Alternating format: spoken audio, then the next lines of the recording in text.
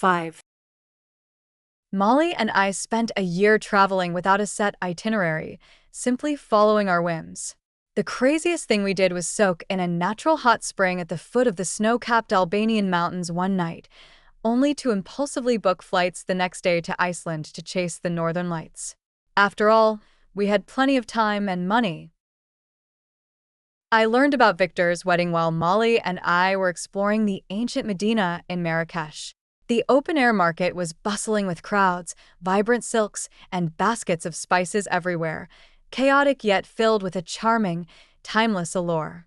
I stood by the roadside, waiting for Molly as she browsed silk fabrics at a stall and absent-mindedly checked my phone.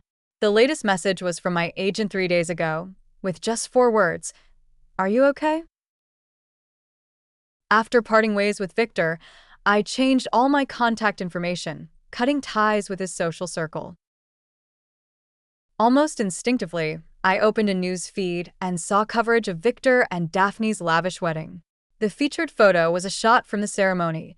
Victor gazed sideways at Daphne in her snow-white wedding dress, his eyes filled with tenderness and affection. My mind went blank for a moment. It wasn't until Molly nudged me that I realized my hands holding the phone were trembling. I must have looked terrible because Molly's expression turned panicked. "What's wrong, Serena? Don't scare me." Later, Molly stayed with me at the hotel for 3 whole days. I don't know what came over me. Logically, I knew perfectly well. Who did I think I was?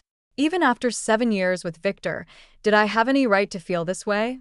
Yet I was completely overwhelmed by weariness, a deep, heavy exhaustion that seeped into every limb, making me not want to move a muscle. I was incredibly grateful for Molly's patience with me.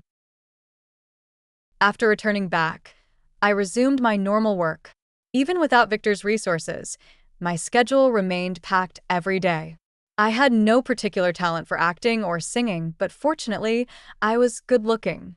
These days, the public is especially forgiving toward attractive people.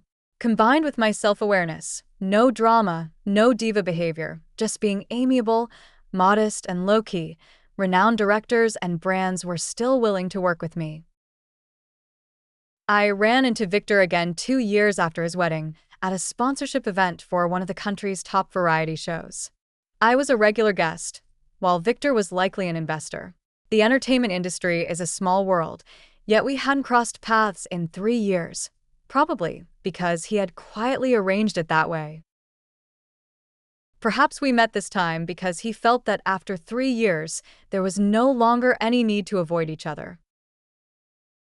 I confidently followed the main creative team to toast the guests. When I reached him, I remained composed, holding my glass slightly lower than his, and addressed him with polite, measured respect. "Mr. Wilson." In the past, during moments of deep intimacy, I once whispered Victor in his ear. My face immediately went pale, but he only laughed a low, gentle chuckle by my ear and asked, "What are you afraid of?" Such intimate moments now felt like a beautiful dream conjured in a fleeting slumber, so I rarely allowed myself to dwell on them. After a few rounds of drinks, a producer who had always been kind to me asked me to bring a set of clothes up to room 302. Carrying the gown, I walked across the thick carpet. My heels, though high, made no sound. The entire 3rd floor was quiet and empty. When I pushed the door open, I wasn't surprised to see a familiar figure. Victor was leaning by the window, smoking. Wisps of smoke drifted from his lips, and his profile was as striking as ever. Before stepping inside, I knocked. He turned to look at me, then casually put out his cigarette in a nearby ashtray. "Sorry," he said, his voice rough. We stood in silence until he spoke first.